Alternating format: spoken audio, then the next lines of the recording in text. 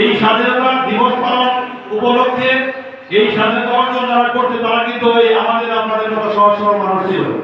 তারা জীবন দিয়ে দেশকে মুক্তি করছে পাকিস্তানের কাছ থেকে।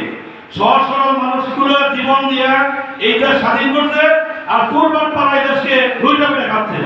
সেই ৭১ থেকে আজ পর্যন্ত শুরু হচ্ছে এই সাধারণ মানুষগুলো জীবন দিয়ে দেশ রক্ষা করছে, দেশ স্বাধীন করছে, আর চোরবাট পাড়ার লুটেরা এই দেশে লুইটা পেটে খাচ্ছে, আমাদের উপরে জায়গা বসছে।